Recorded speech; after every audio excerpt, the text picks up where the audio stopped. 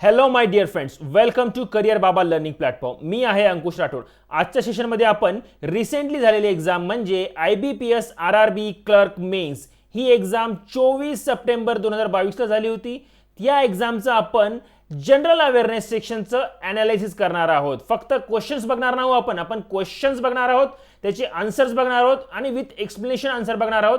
आणि आपल्या येणाऱ्या एक्झाममध्ये आपल्याला जे कशा प्रकारे आपल्याला अभ्यास करता येईल त्याचं सुद्धा मी सविस्तर सांगणार आहे. ठीक आहे, आणि कशा प्रकारचे क्वेश्चन विचारले जातात त्याचं अनालिसिस करूया, जेणेकरून तुमच्या येणाऱ्या exam SBI clerk, IBPS PO किंवा SSC CGL मध्ये तुम्हाला हा अनालिसिस कसं उपयोगी पडेल ते सुद्धा तुम्हाला सांगणार आहोत. ठीक आहे, मग आपलं आजचं सेशन हे सुरू करूया. आणि महत्त्वाची गोष्ट म्हणजे ही जी एक्झाम झाली होती या एक्झामचा जनरल अवेअरनेस सेक्शन हा इझी टू मॉडरेट होता. पण येणारे जे काही एक्झाम आहे त्याचा लेवल ही मॉडरेट टू हार्ड असण्याची शक्यता जास्त आहे. त्यामुळे तुम्ही ह्याचं ॲनालिसिस व्यवस्थितरित्या बघा आणि त्या ॲनालिसिस बघितल्यानंतर त्या दृष्टीने तुम्ही त्याचा अभ्यास करायला सुरुवात करा. ठीक आहे, ॲनालिसिसनुसार तुम्ही अभ्यास करायला सुरुवात करा.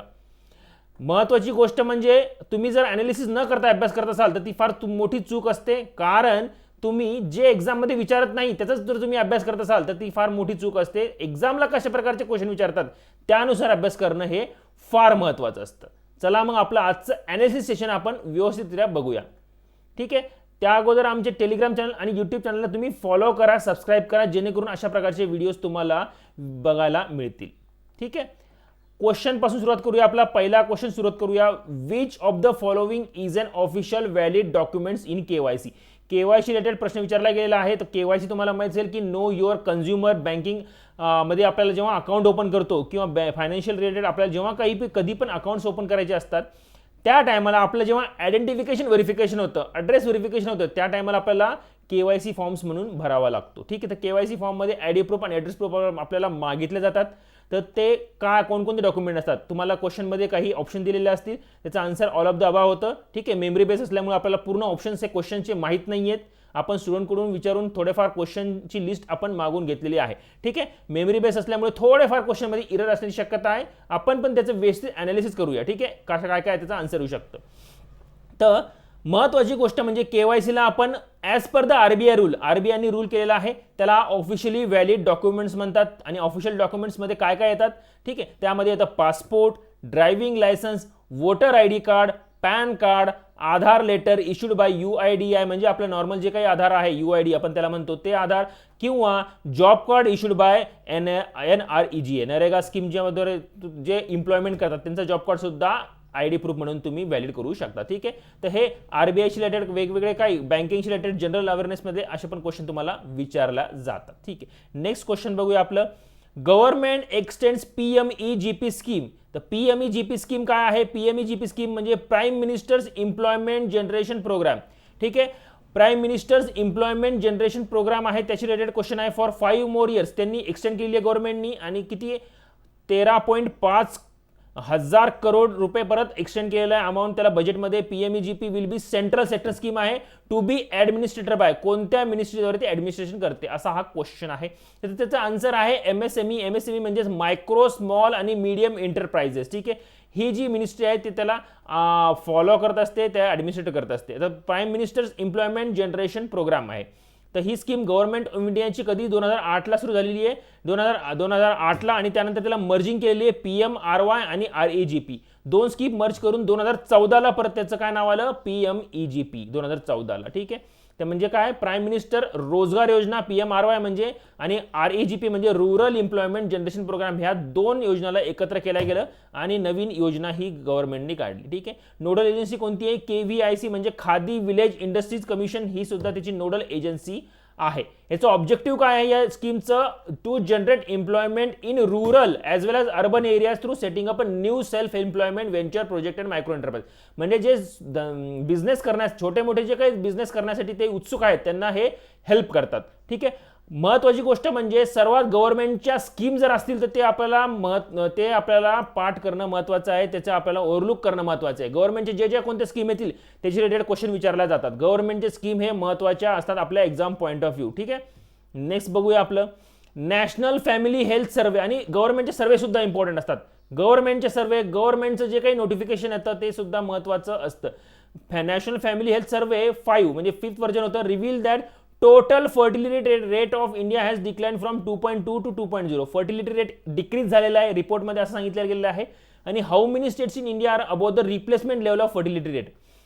रिप्लेसमेंट लेवल ऑफ फर्टिलिटी रेटच्या पण खाली आहे. आता रिप्लेसमेंट लेवल ऑफ पहिले टोटल फर्टिलिटी रेट काय असतं हे कन्सेप्ट तुम्हाला बँकिंग अवेअरनेसमधलं किंवा तुम्हाला जनरल स्टॅटिक जी के आहे त्याच्या रिलेटेड पण काही कन्सेप्ट हे तुम्हाला माहीत असणं महत्त्वाचं आहे. ठीक आहे, पॉप्युलेशन टॉपिकमधला तुम्हाला जे बेसिक सर्व कन्सेप्ट आहे पॉप्युलेशन सेन्ससमधलं ते तुम्हाला महत्त्वाचं आहे. सेन्ससशी रिलेटेड पण क्वेश्चन विचारल्या जातात.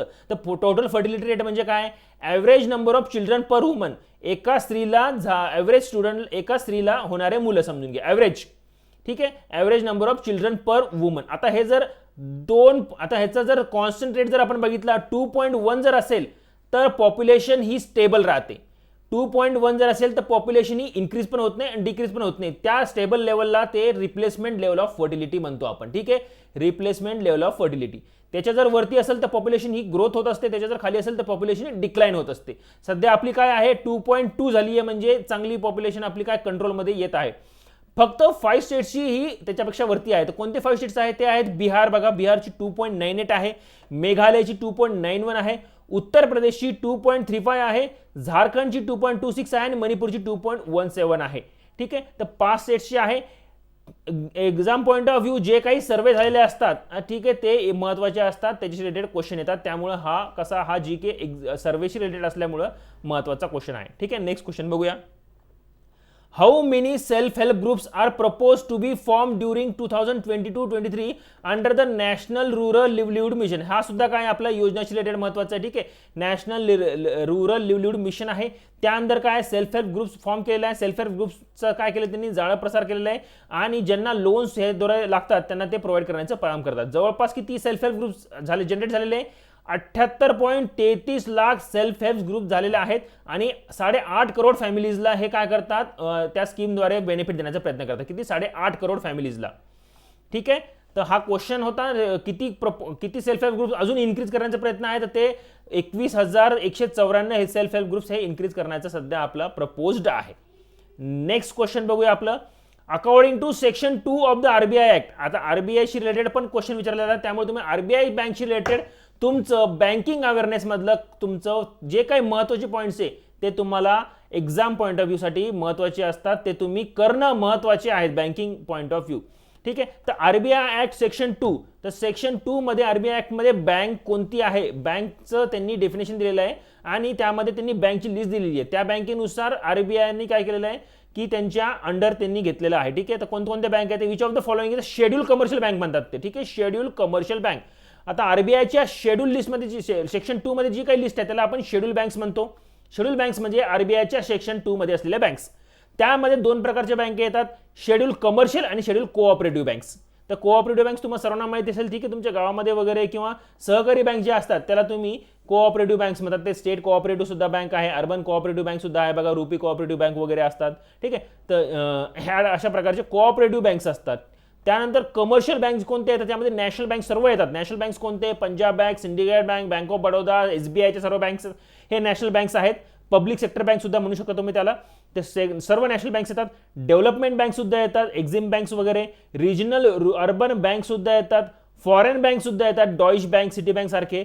प्रायव्हेट सेक्टर बँक सुद्धा येतात म्हणजे axis bank, आयसीआयसी bank, HDFC banks. Payment banks म्हणजे जे नवीन कन्सेप्ट आलेली आहे payment banks, Airtel payment bank वगैरे ते सुद्धा शेड्यूल कमर्शियलमध्ये येतात. तर शेड्यूल कमर्शियलमधली ही लिस्ट आहे.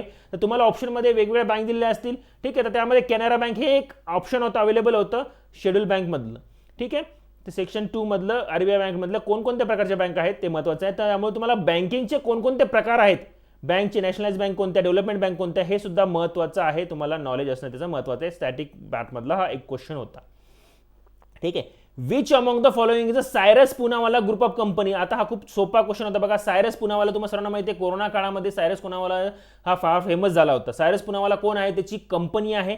त्याची कंपनीचं नाव आहे Serum institute of India. Serum institute of India काय करते, ती वॅक्सिन्स तयार करते. फार्मासिस्ट कंपनी आहे, ड्रग्स तयार करते वेगवेगळ्या प्रकारच्या. ठीक आहे, तर त्यांना कोरोनाची त्यांनी वॅक्सिन काढली होती सर्वात पहिले भारतामधली जी होती तर ती सिरम इन्स्टिट्यूटनीच काढली होती. तर ठीक आहे, तर त्यांनी काढली होती आणि ती पूर्ण भारतामध्ये त्यांनी त्याचा वॅक्सिन्स हे देण्याचा प्रयत्न केला होता आणि एक्सपोर्ट सुद्धा केला होता. तर त्या वॅक्सिनमध्ये त्यांनी बऱ्यापैकी त्यांचा ग्रोथ झालेली होती, त्यांचा कॅपिटल हे इन्क्रीज झालेलं होतं, त्यामुळे त्यांचं नाव सुद्धा फेमस आहे. ठीक आहे. तर सेरम इन्स्टिट्यूट ऑफ इंडिया पण खूप न्यूजमध्ये होतं. Indian biotech company which is the largest vaccine manufacture in the world मधली सर्वात लार्जेस्ट मॅन्युफॅक्चरिंग आहे बघा सिरम इन्स्टिट्यूट. ठीक आहे. चला नेक्स्ट बघूया आपला question. What is money laundering? Money laundering काय असतं? तर बँकिंग अवेअरनेसमधले स्टॅटिक पार्ट आहे बघा, हे स्टॅटिक पार्टचा क्वेश्चन आहे. हे स्टॅटिक पार्ट्स तुम्हाला असणं महत्त्वाचं आहे, त्यामुळे तुम्ही बँकिंग अवेअरनेसचे स्टॅटिक अवेअरनेसचे तुम्ही लेक्चर्स करून घ्या. ठीक आहे. आमच्या करियर बाबा ॲपवरती सुद्धा बँकिंग अवेअरनेसचा व्यवस्थित कोर्स अवेलेबल आहे, ते तुम्ही परचेस करा. त्याद्वारे तुम्हाला जे काही बँकिंग अवेअरनेसचे डाऊट्स असतील ते क्लिअर होऊन जातील. ठीक आहे. ओके चला ठीक आहे. Making large amounts of money generated by criminal activity. Money laundering म्हणजे काय असतं? मनी लॉन्ड्रिंग म्हणजे पैसा कमवणे चुकीच्या मार्गाने जो कमवलेला पैसा असतो त्याला आपण मनी लॉन्ड्रिंग म्हणतो. आणि तो जो काही चुकीच्या मार्गाने पैसा कमवलेला असतो तो रेक्टिफाय नाही होऊ देणे गव्हर्नमेंटला समजू न देणे, इनडायरेक्टली गव्हर्नमेंटला समजू न देता चुकीच्या मार्गाने पैसे कमवणे. ठीक आहे. तर त्यामध्ये कसं येतं बघा, ड्रग ट्रॅफिकिंग येतं, टेररिस्ट फंडिंग येतं. ठीक आहे. Appear to have come from a legitimate source, म्हणजे असं वाटतं सुरुवातीला समोर काय करायचं त्यांना प्रेडिक्ट काय करायचं की चांगल्या सोर्समधून येतं, इन्कमचा सोर्स त्यांनी दुसरा दाखवतात, पण ॲक्च्युली इन्कम हा वेगळ्या ॲक्टिव्हिटीमधून येत असतो.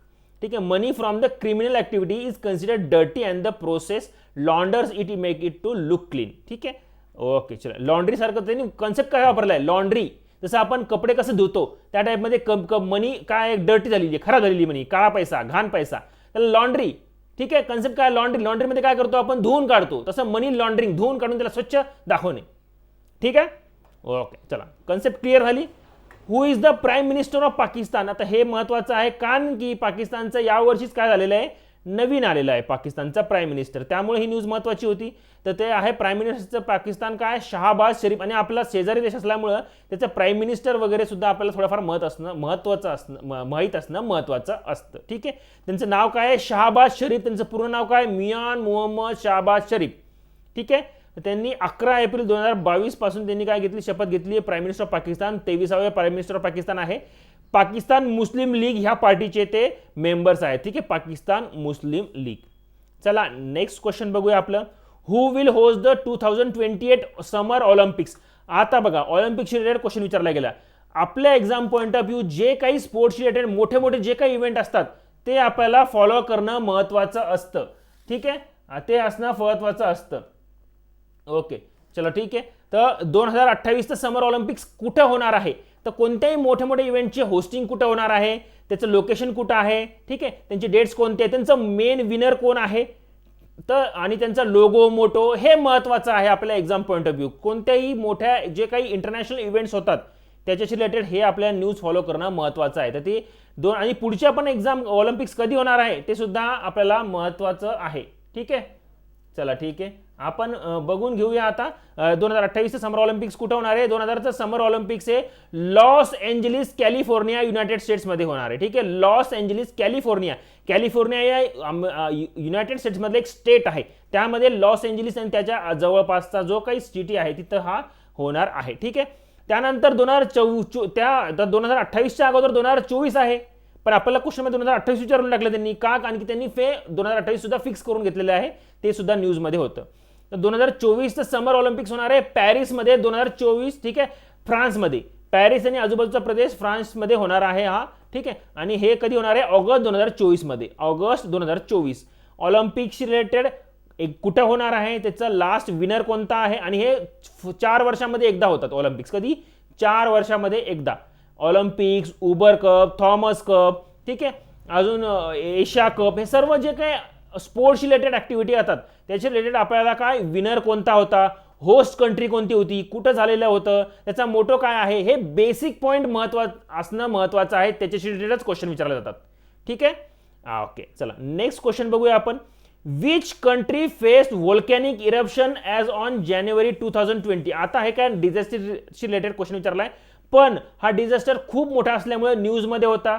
ठीक आहे. इंटरनॅशनल पॉईंट ऑफ व्ह्यू जरी क्वेश्चन असला तरी हा काय खूप महत्त्वाचा न्यूज होता बघा. तर हे झालेले बघा टोंगामध्ये. टोंगामध्ये व्होल्कॅनिक इरप्शन आणि सुनामी सुद्धा आपल्याला बघायला मिळेल तिथं. ठीक आहे, तर ती झाली जानेवारी 2022, याच वर्षी जानेवारी 2022, आणि खूप मोठी इरप्शन झालं होतं बघा. व्होल्कॅनिक इरप्शन हे खूप मोठ्या प्रमाणात बघायला मिळालेलं होतं. ठीक आहे, लार्जेस्ट रेकॉर्डेड कधीपासून, तर हे आपल्याला जवळपास लास्ट जे आहे 1883 मध्ये आपल्याला बघायला मिळत होतं. काय 1883 मध्ये आपल्याला बघायला मिळालं होतं. त्याच कुठं क्रॅकाटुआला. ठीक आहे, क्रॅकाटुआला व्होल्कॅनिक इरप्शन हे खूप मोठं झालं होतं. तिथं सुद्धा काय झालं होतं, इरप्शन झालं होतं. आणि हे कोणत्या कंट्रीजला अफेक्ट केलं त्यांनी, फिजी, जापान, पेरू, सोमा आणि टोंगा कंट्रीला. ठीक आहे, तर ह्याचं काय महत्वाचं आहे, टोंगा कंट्री आहे ती. ठीक आहे, टोंगा कंट्री आहे. इथं चुकीने टोंगो झालेले, पण ऍक्च्युली बरोबर काय आहे, टोंगा. ओके, चला ठीक आहे, हे टोंगा महत्वाचं आहे व्होल्कॅनिक इरप्शनशी रिलेटेड. ठीक आहे, महत्वाचे पॉईंट, सोपेच क्वेश्चन विचारले गेले. त्याच्यामध्ये फक्त कोणती कंट्री फेस झालेली आहे बघा. डायरेक्टली त्यांनी काय जास्त डेट्स वगैरे विचारले का नाही, तर डेट्स त्यांनी सुरुवातीला दिलेले आहे. कोणती अफेक्टेड झालेली आहे, तर टोंगा तर मेन आहे, त्यानंतर फिजी, जापान, पेरू, समोआ आणि टोंगा.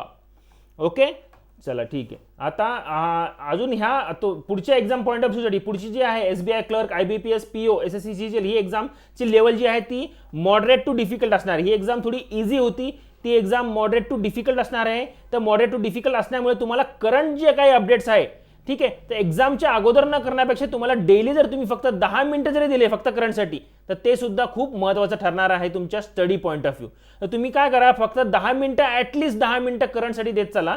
ठीक आहे, तर मुलं काय करता, प्रीमध्ये नाही आहे, हा बरोबर आहे, प्रीमध्ये नाही आहे, तर मग मेन्सला बघून घेऊ.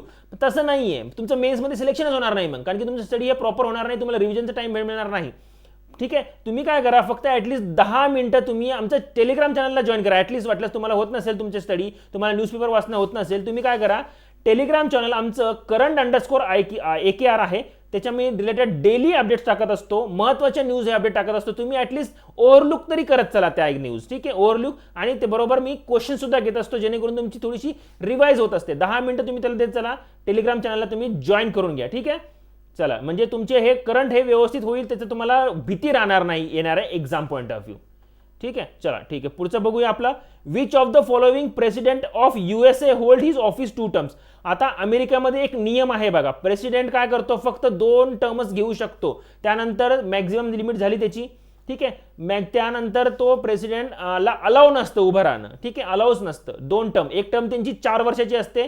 ठीक आहे, तर ते 2 टर्म कोणाची होती, बराक ओबामाची होती. ठीक आहे, बराक ओबामाची 2009 ते 2017 पर्यंत होती लास्ट. ठीक आहे, बराक ओबामाची होती ती. तर त्यानंतर मग डोनाल्ड ट्रम्प आले बघा. ठीक आहे, नंतर जो बायडन आले.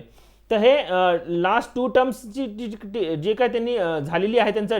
ठीक आहे, तर त्यानुसार त्यांना फक्त मॅक्झिमम 8 वर्षच राहता येते प्रेसिडेंटला. ठीक आहे, नेक्स्ट क्वेश्चन बघूया आपलं. Who is the chief economic adviser. Chief economic adviser कोण आहेत बघा. आता इथं नावामध्ये दिलंय इकॉनॉमिक ॲडवायझर, म्हणजे हे काय करतं, गव्हर्नमेंटला ॲडवाइज करतं इकॉनॉमिक ॲक्टिव्हिटीज रिलेटेड. ठीक आहे, त्याचं नाव आहे बघा, सध्याचं कोण आहे, व्ही अनंता नागेश्वरन. काय करतो हो, advises government of India on matters related to finance, commerce, trade आणि इकॉनॉमी. तर ह्याशी रिलेटेड तो काय करतो, हाय लेवलला गव्हर्नमेंटला तो काय करतो, ॲडवाइस करतो गव्हर्नमेंटला. ठीक आहे, report directly to ministry of finance. Directly ministry of फायनान्सला तो रिपोर्ट करत असतो.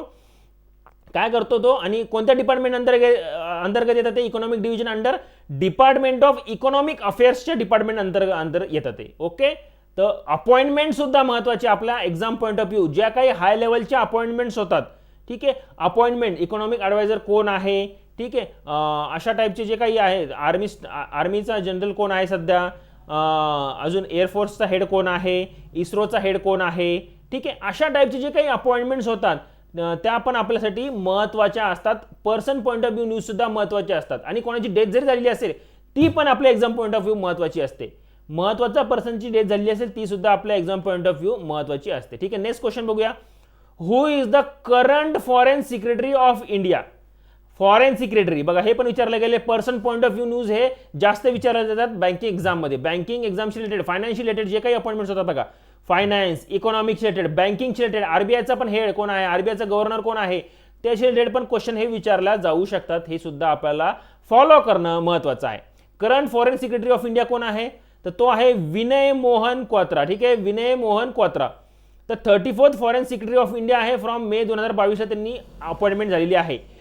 आता फॉरेन सेक्रेटरी कोण असतं, तो असतो diplomat of India administrative, head of the ministry of external affairs असतो तो. ठीक आहे, एक्सटर्नल अफेअर्सची तो हेड असतो. बाहेरच्या देशाचे जे काय आपल्याला वेगवेगळे रिलेशन मेंटेन करण्याचं काम जे आहे ते फॉरेन सेक्रेटरी करत असतं. ठीक आहे, तर हे आहे IFS लेवलचे असतात, ते इंडियन फॉरेन सर्व्हिसमधून ते अपॉइंट झालेले असतात. त्यांच्या एक्सपिरियन्स नंतर त्यांना फॉरेन सेक्रेटरीची पोस्ट मिळत असते.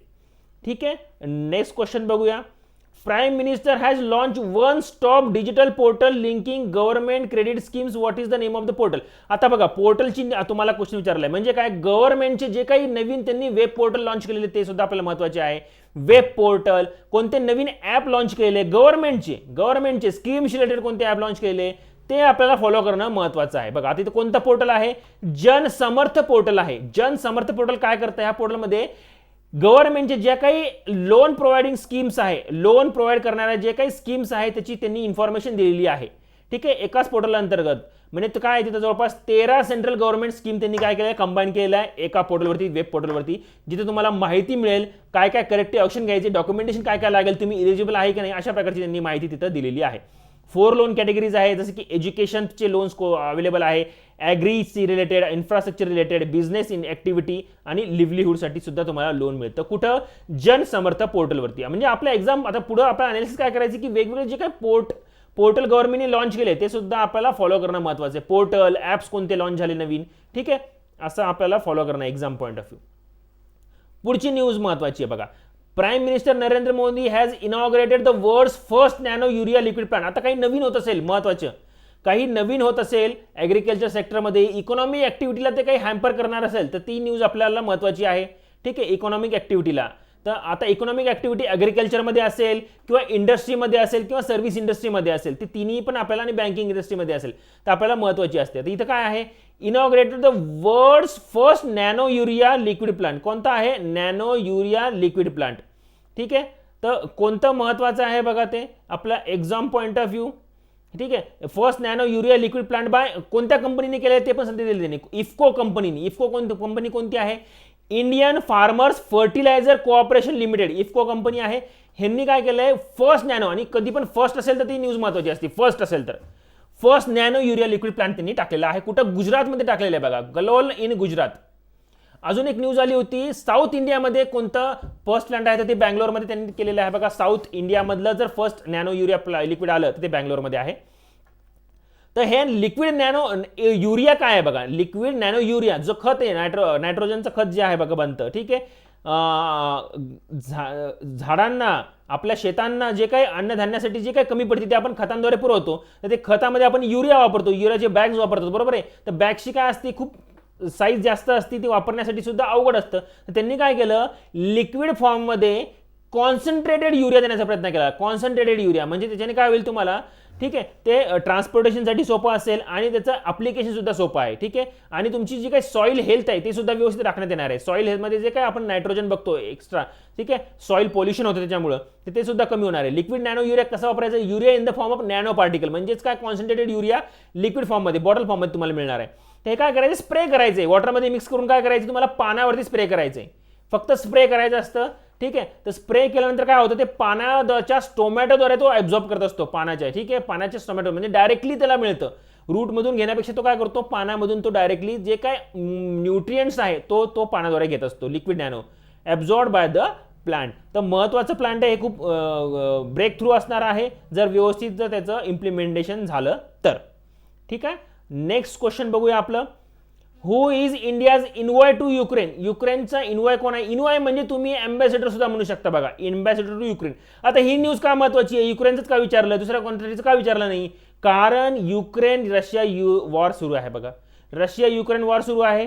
तर ही न्यूजमध्ये खूप आहेत. आपले स्टुडंट्स होते युक्रेनमध्ये, आपले काही काम करण्यासाठी जॉबसाठी सुद्धा काही आपले लोक सुद्धा तिथं जॉब करायला सुद्धा गेलेले आहेत.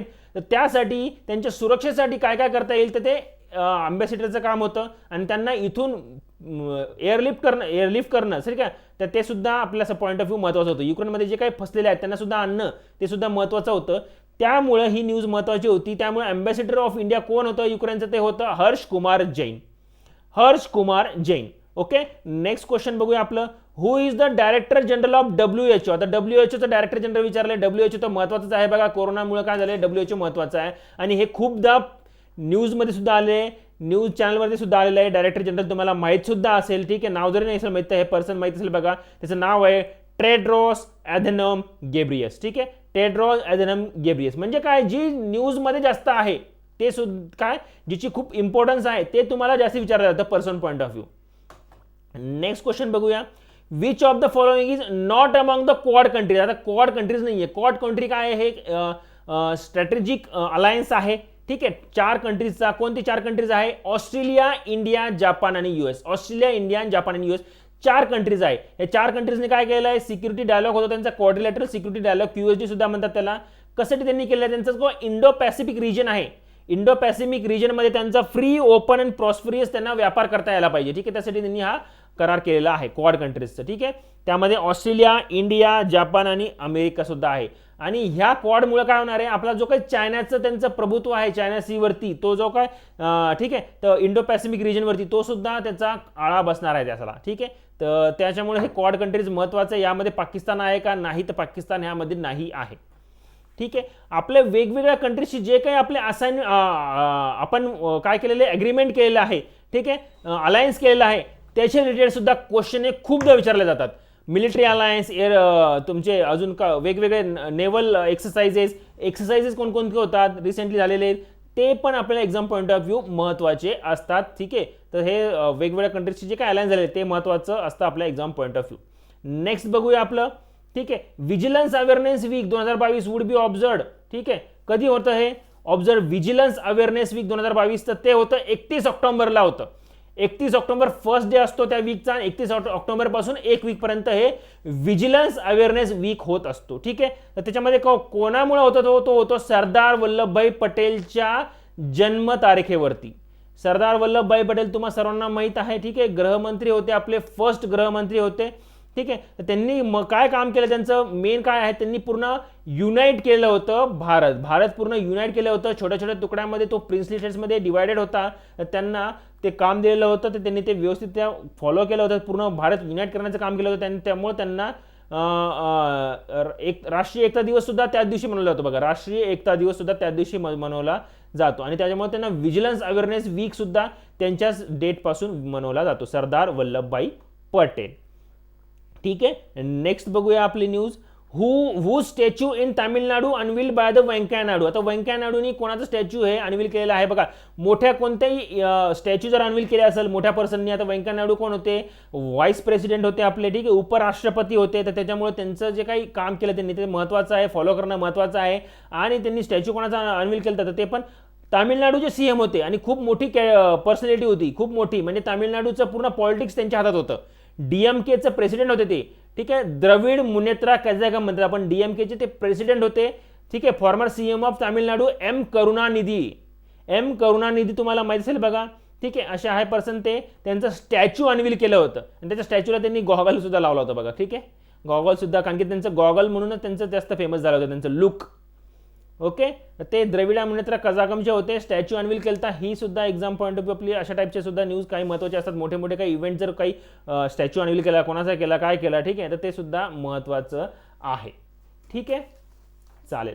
आणि आमच्या तुम्ही यूट्यूब चॅनलला तुम्ही सबस्क्राईब करून घ्या मित्रांनो. आमच्या बँकिंग पॉईंट ऑफ व्ह्यू आम्ही खूप महत्त्वाचे काय करत असतो, खूप महत्त्वाचे लेक्चर देत असतो. मोस्टली ट्रिक्स टाईपमध्ये सुद्धा देत असतो, मॅथ्स ट्रिक्स आम्ही देत असतो, जेणेकरून तुम्हाला कोणतेही क्वेश्चन, क्वांटिटेटिव्ह, लॉजिकल रिझनिंगचे ट्रिक्स हे आमच्या यूट्यूब चॅनलवरती आम्ही अपलोड करत असतो. तुम्ही सबस्क्राईब करून घ्या, जेणेकरून तुम्हाला हे व्हिडिओ बघायला मिळतील. करंटचे सुद्धा आम्ही डेली काही अपडेट देत असतो टेलिग्राम चॅनलला, ते तुम्ही जॉईन करून घ्या. ठीक आहे, आणि आमच्या वीकली सुद्धा आम्ही यूट्यूब चॅनलवरती वीकली अपडेट देण्याचा प्रयत्न करत असतो.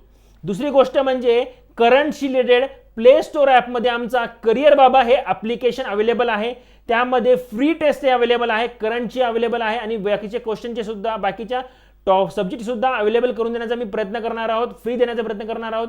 हे टेस्ट खूप व्यवस्थितरित्या आम्ही व्यवस्थितरित्या तयार केलेले आहेत, जेणेकरून ह्यामध्ये पूर्ण तुमच्या मागील 8 महिन्याचे जे काही करंट अपडेट्स आहेत त्याच्यामध्ये आम्ही टाकण्याचा प्रयत्न केला आहे आणि ह्या एक्झामचे विथ एक्सप्लेनेशन सुद्धा आम्ही PDF अवेलेबल करण्याचा प्रयत्न करतोय. तर तुम्ही करियर बाबा लगेच खाली डिस्क्रिप्शनमध्ये दिलेलं आहे, ते डाउनलोड करा. ठीक आहे, आणि फ्री टेस्ट देण्याचा तुम्ही प्रयत्न करा. ठीक आहे, फ्री अवेलेबल आहे, तुम्ही ॲटलिस्ट ॲप डाउनलोड करा, फ्री कंटेंट अवेलेबल आहे, खूप चांगल्या प्रकारचा कंटेंट ह्या ॲपमध्ये अवेलेबल आहे. ओके, चलो ठीक आहे. नेक्स्ट क्वेश्चन बघूया आपला आता पुढचं.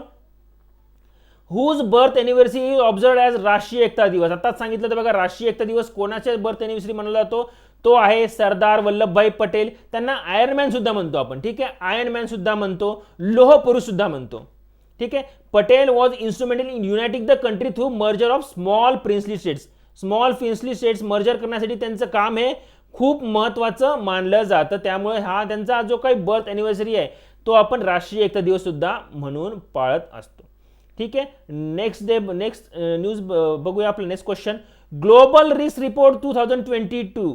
ठीक आहे, annual report was release by. आता कोणकोणते रिपोर्ट्स पूर्ण वर्षामध्ये इंटरनॅशनल पॉईंट ऑफ व्ह्यू कोणकोणत्या रिपोर्ट्स जनरेट होत असतात आणि ते रिपोर्ट कशा प्रकारची असते त्याच्या रिलेटेड आपल्याला त्याच्या रिलेटेड न्यूज माहीत असणं हे महत्त्वाचं आहे. बघा, आता ग्लोबल रिस्क रिपोर्ट हे कोणी रिलीज केलं, ते वर्ल्ड इकॉनॉमिक फोरमने रिलीज करते, दरवर्षी रिलीज करते. बघा, वर्ल्ड इकॉनॉमिक फोरम काय करते, ग्लोबल रिस्क रिपोर्ट हे रिलीज करत असते दरवर्षी. अजून कोणकोणत्या प्रकारचे रिपोर्ट रिलीज होत असतात ते सुद्धा आपल्याला माहीत असणं महत्त्वाचं आहे. त्या रिपोर्टमध्ये जे काही ॲटलिस्ट ॲब्स्ट्रॅक्ट माहीत असणं महत्त्वाचं आहे, डिटेल जरी नाही माहीत असलं, ठीक आहे, त्या ॲब्स्ट्रॅक्ट. आता ग्लोबल रिस्क रिपोर्टचं म्हणलं तर काय आहे, ती रिस्क मॅनेजमेंट करायचा प्रयत्न करते. रिस्क परसेप्शन म्हणजे कोणकोणत्या प्रकारची सध्या अवेलेबल आहे रिस्कमध्ये वर्ल्डमध्ये, रिस्क एक्सपर्ट्स आणि वर्ल्ड लीडर इन बिझनेस, गव्हर्नमेंटमध्ये, सिव्हिल सोसायटीमध्ये सध्याच्या घडीमध्ये टॉप रिस्क काय आहेत, तर क्लायमेट रिस्क आहे. बघा, क्लायमेट चेंज ही खूप मोठी रिस्क आहे, हे त्यांनी वर्ल्ड इकॉनॉमिक फोरममधल्या ग्लोबल रिस्क रिपोर्टमध्ये सांगितलं आहे. क्लायमेट चेंज, आता तुम्हाला सर्वांना माहिती आहे क्लायमेट चेंजमुळे काय होतंय, बघा, खूप कॅटॅस्ट्रॉफ होण्याचा प्रयत्न होतोय. पाऊस खूप ठिकाणी काही जास्त होतंय, खूप ठिकाणी खूप कमी होतंय, काही ठिकाणी वादळ येतंय. ठीक आहे, एक्स्ट्रीम लेवलचं क्लायमेट आपल्याला बघायला मिळते. का, क्लायमेट चेंजमुळे. तर हे सध्या टॉपवरती आहे बघा क्लायमेट चेंज. आणि ग्रोविंग सोशल डिवाइड, सध्या सोशल डिवाइड पण खूप होत आहे. लोकांना काही सहन होत नाही, एकमेकांची भांडणं करायला लगेच तयार होतात. ग्रुपिझम होतंय, एक वेगळा ग्रुप एक दुसरा ग्रुप. ठीक आहे, आता तुम्हाला माहिती असेल, तुम्ही न्यूजमध्ये पण बघत असाल, किती सध्या प्रकारचं लोकांना काही सहनच होत नाहीये, लोक लगेच भांडणं करायला तयार होतात. ठीक आहे, तर आता तुमच्या मित्रांमध्ये सुद्धा तुम्ही केलं असेल, काही काँग्रेस सपोर्टर, काही बीजेपी सपोर्टर्स, काही भक्त, काही नॉन भक्त, कसे अशा काय म्हणजे काही इकडचे भक्त, काही तिकडचे भक्त. तर ॲक्च्युली सोशल डिवाइड खूप होत आहे आणि कोणतीही न्यूज आली की लगेच भांडायला तयार होऊन जातात. ठीक आहे, फेक न्यूज वगैरे म्हणून. तर हे सुद्धा ही खूप रिस्क आहे सेकंड नंबरला, क्लायमेट चेंज आणि ग्रोविंग सोशल डिवाइड्स म्हणून. आणि अजून सायबर रिस्क सुद्धा खूप वाढली. आता इंटरनेट तुम्ही खूप वापरताय, बरोबर आहे, इंटरनेट वापरताय, सर्वजणांना इंटरनेट अवेलेबल झालेलं आहे. ठीक आहे, साधारण माणूस सुद्धा मोबाईल वापरायला सुरुवात केलेली आहे, सगळ्यांकडे इंटरनेट कनेक्शन मिळालेलं आहे. ठीक आहे, 4G असल्यापासून खूप झालेलं आहे. तर त्याच्यामुळे पण बऱ्याच लोकांना काय आहे, सायबरचं नॉलेजच नाही आहे की कसं वापरायला पाहिजे, कोणत्या लिंकला क्लिक करायला नाही पाहिजे, काय स्पॅमिंग असू शकतं, काय फिशिंग अटॅक असू शकतात, तुमच्या अकाउंटला काय तुमचे डेटा हॅक करू शकतात. तर त्या हे सायबर रिस्क सुद्धा थर्ड नंबरला आहे बघा. आणि इव्हन ग्लोबल रिकव्हरी म्हणजे पॅन्डेमिकमध्ये कोरोनाची रिकव्हरी अनइव्हन झाली बघा. काही ठिकाणी औषधं नाही आहे, काही ठिकाणी आहे, काही डेव्हलप कंट्रीज लवकर डेव्हलप झाल्या आणि बाकी काही अनडेव्हलपला खूप प्रॉब्लेम आलेला आहे. तर ह्या जवळपास टॉप रिस्क आहे बघायला आपल्याला मिळालेले आहे. ठीक आहे, अजून आता global risk report on India सुद्धा त्यांनी सांगितले. ऑन इंडियामध्ये काय सांगितले त्यांनी, 5 रिस्क फॅक्टर सांगितले बघा. 5 रिस्क फॅक्टर फॉर स्पेशली इंडियासाठी काय, फ्रॅक्चरिंग इंटरस्टेट रिलेशन, वेगवेगळ्या स्टेटमधले रिलेशन हे सुद्धा खूप प्रॉब्लेम झालेले बघा. ठीक आहे, स्टेट बाय स्टेट. आपण कसं म्हणतोय, गुजरातमध्ये गेलं वेदांता प्रोजेक्ट, महाराष्ट्राचं प्रोजेक्ट गेलं, मग आपण गुजरातीबद्दल काय झालेलं आपल्याला डिवाइड झालेलं आहे. तर असं इंटरस्टेट रिलेशन खराब झालेलं आहे. डेप्ट क्रायसिस इन लार्ज इकॉनॉमीजमध्ये काय झालं, डेप्ट क्रायसिस झालेलं आहे. डेप्ट वाईड स्प्रेड यूथ डिसइल्युजनिस्ट. ठीक आहे, म्हणजे यूथला सुद्धा प्रॉब्लेम आलेला आहे. आणि failure of technology governance, technology proper झालेली नाही आहे. आणि डिजिटल इनइक्वॅलिटी सुद्धा आपल्याला बघायला मिळते. ठीक आहे, नेक्स्ट क्वेश्चन बघूया आपलं. India became the 6th nation to लिव्ह द थॉमस कप. बघा, स्पोर्ट्स रिलेटेड मोठे जे काही थॉमस कप आहे, उबर कप आहे, ते आपल्याला फॉलो करणं महत्त्वाचं आहे बघा. थॉमस कप आणि आपली जर कंट्री जर टॉपमध्ये असेल तर त्याचं महत्त्वाचं माहीत असणं तर महत्त्वाचं आहे. ठीक आहे, आता इथं काय झालं बघा, थॉमस कपमध्ये भारताने जिंकलेलं आहे, भारताने. ठीक आहे, India become the 6th nation to लिव्ह the Thomas Cup by defeating which country at Impact Arena in Bangkok, Thailand. म्हणजे बँकॉकमध्ये झाली होती बघा.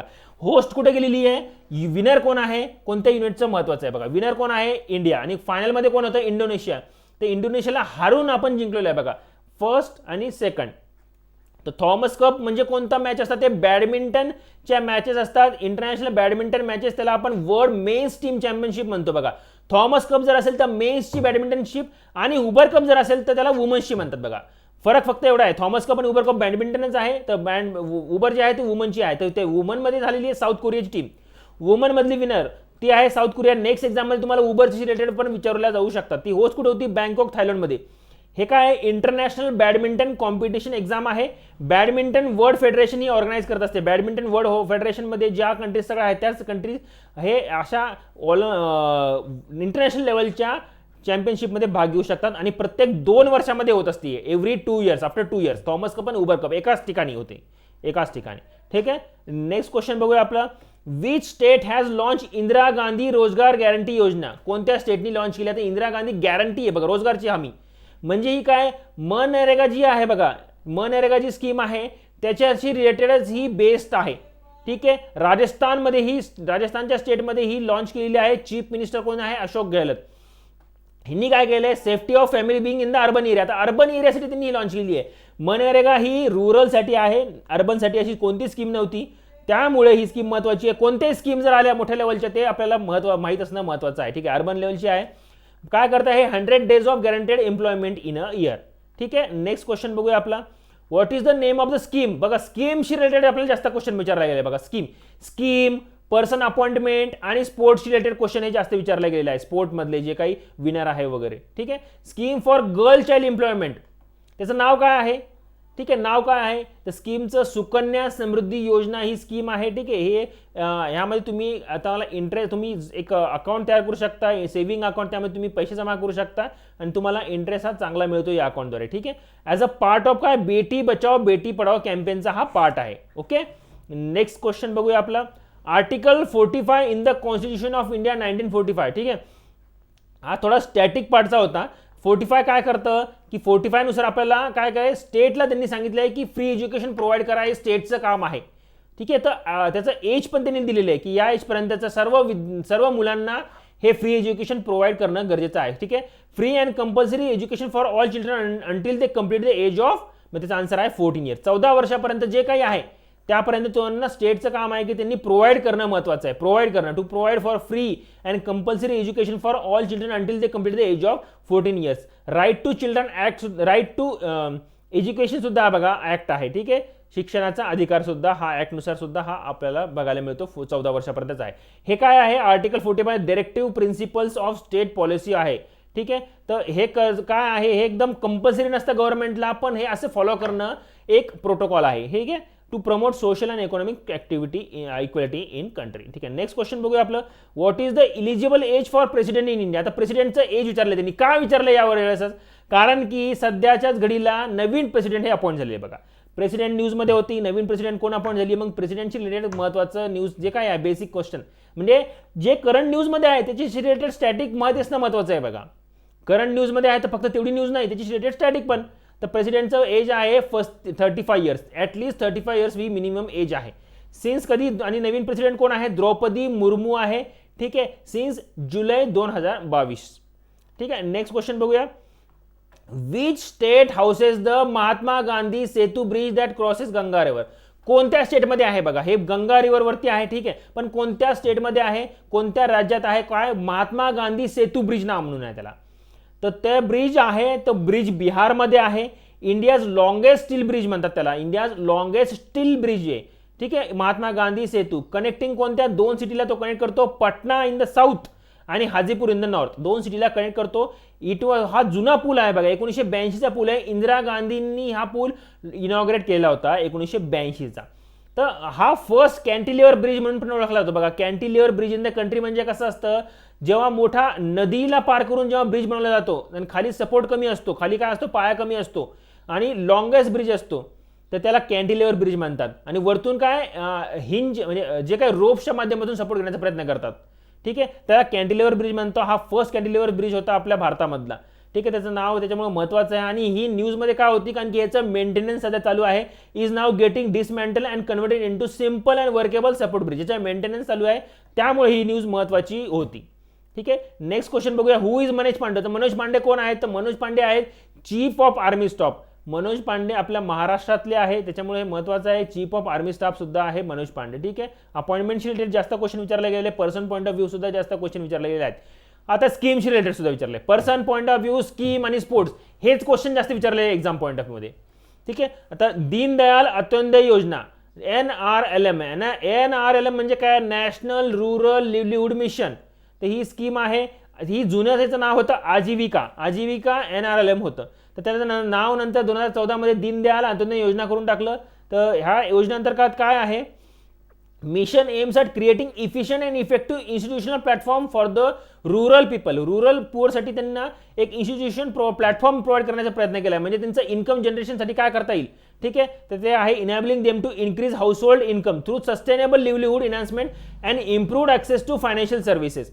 तर हे रुरलशी रिलेटेड त्यांना एम्प्लॉयमेंट कसं जनरेट करता येईल ह्याची रिलेटेड ही स्कीम आहे. नेक्स्ट क्वेश्चन बघूया आपलं, who is the present governor of Delhi. आता दिल्लीचा गव्हर्नर कधी पण न्यूजमध्ये असतो. ठीक आहे. तर दिल्लीचा गव्हर्नर तुम्हाला माहित असणं महत्त्वाचं आहे. त्याचं नाव आहे विनय कुमार सक्सेना. त्याला लेफ्टनंट गव्हर्नर ऑफ दिल्ली सुद्धा म्हणतात. दिल्लीच्या गव्हर्नरला लेफ्टनंट गव्हर्नर ऑफ दिल्ली सुद्धा आपण म्हणत असतो. ठीक आहे. नेक्स्ट क्वेश्चन बघूया आपलं, which state has observe Dahanu यात्रा फेस्टिवल. आता फेस्टिवलशी रिलेटेड पण महत्त्वाचं असतं बघा.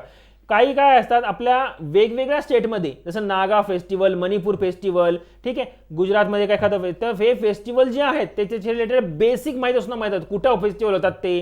ठीक आहे. हे फेस्टिवलचं महत्त्व काय आहे, कशाची रिलेटेड, तेवढंच सुद्धा महत्त्वाचं आहे आपलं.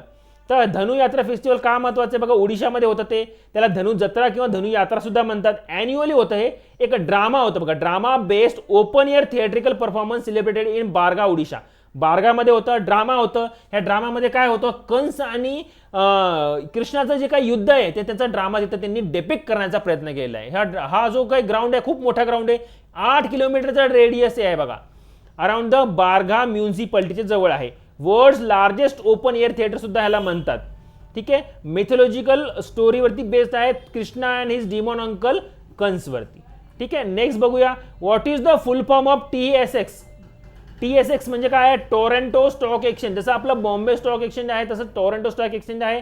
Stock exchange located in Toronto, Ontario, Canada. तर ते काही महत्त्वाच्या कंट्रीजचे एक्सचेंज आपल्याला माहीत असणं महत्त्वाचं आहे बघा, न्यूयॉर्क स्टॉक एक्सचेंज.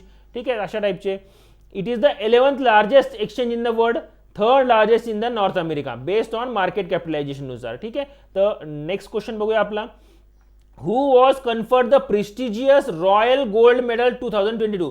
आणि पर्सन पॉईंट ऑफ व्ह्यू जर म्हणलं तर कोणते अवॉर्ड कोणाला मिळालेले आहे मोठ्या लेवलचे, तर ते सुद्धा आपल्याला एक्झाम पॉईंट ऑफ व्ह्यू महत्त्वाचे आहे. तर कोणतं महत्त्वाचं आहे, इंडियन आर्किटेक्ट BV दोशी.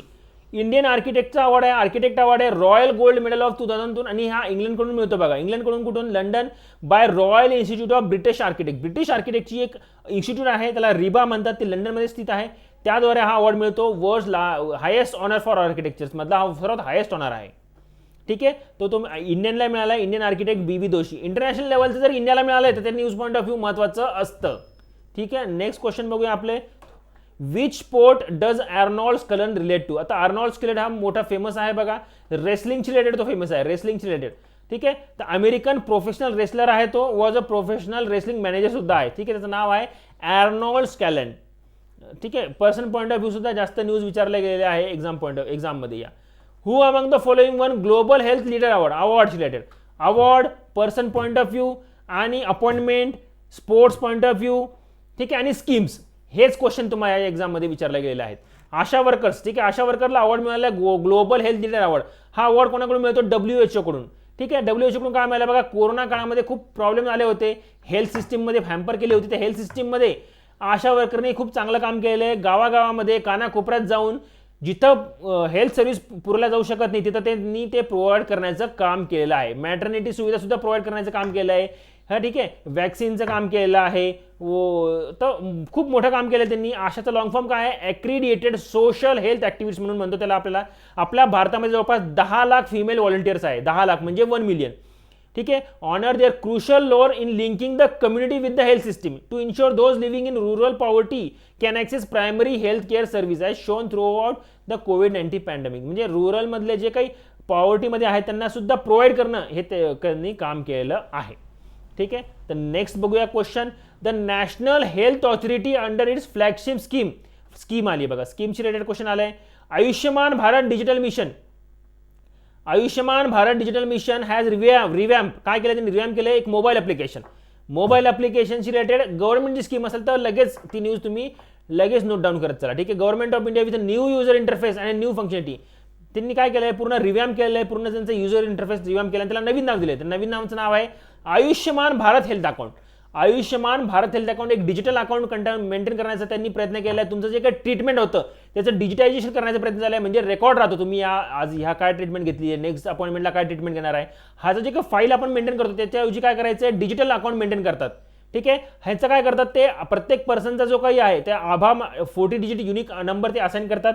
ठीक आहे. आभा, त्या आभा म्हणजे आयुष्यमान भारत हेल्थ अकाउंट असतो, तो आयडेंटिफाय पीपल, मग त्याच्यानुसार त्यांचं ऑथेंटिकेशन होतं आणि त्याच्यानुसार त्यांचे काही डिटेल्स त्याच्यामध्ये फिल केले जातात, रेकॉर्ड मेंटेन केले जातात. त्या रेकॉर्डला ते पर्सनल हेल्थ रेकॉर्ड सुद्धा म्हणतात, PHR.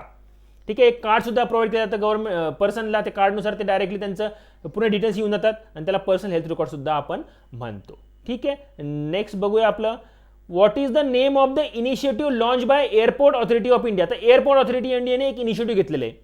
काय इनिशिएटिव्ह घेतलं, to encourage the talent of woman artisan craftsman, to provide them with right opportunity. म्हणजे एम्प्लॉयमेंट देण्यासाठी महत्त्वाची एक स्कीम आहे. स्कीम आपल्या एक्झाम पॉईंट ऑफ व्ह्यू महत्त्वाची आहे. तर त्यांचं नाव आहे अवसर. अवसर म्हणजे काय आहे, अवसर म्हणजे airports as a venue for skilled artisan of the region. म्हणजे एअरपोर्टवरतीच काही लोकल जे काही आर्टिसन्स आहेत त्यांना हेल्प करणे, त्यांना एक मार्केट प्रोव्हाइड करणे लोकल पर्सन्सला. ठीक आहे. म्हणजे जवळपास काय, ज्या एअरपोर्टच्या जर काही 100-200 स्क्वेअर फूटमध्ये ते काय करणार आहे, एअरपोर्ट ऑथॉरिटी ऑफ इंडिया काय करणार आहे, त्यांना एक मार्केट अवेलेबल करून देणार आहे. ठीक आहे. तिथं ते काय करू शकतात, सेल करू शकतात.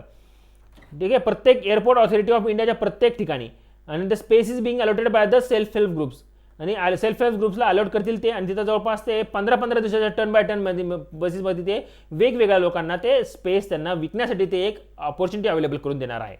ठीक आहे. नेक्स्ट क्वेश्चन बघूया आपलं, हू हॅज को founded Apple along with Steve jobs in 1977. ठीक आहे. 1977 मध्ये ॲपल कोणी फाउंड केली होती, हे स्टीव्ह जॉब्सनी केली, सर्वांना माहिती. पण त्यांच्याबरोबर कोण होता, त्यांच्याबरोबर होता स्टीव्ह वोजनाईक. स्टीव्ह वोजनाईक होता. Apple was founded as Apple computer company. कधी फाउंड केली त्यांनी, 1976 मध्ये, बाय स्टीव्ह जॉब्स आणि स्टीव्ह वोजनाईक. सध्याचा सीईओ कोण आहे ॲपलचा सध्याचा सीईओ आहे टिम कुक. टिम कुक हे सध्याचा सीईओ आहे.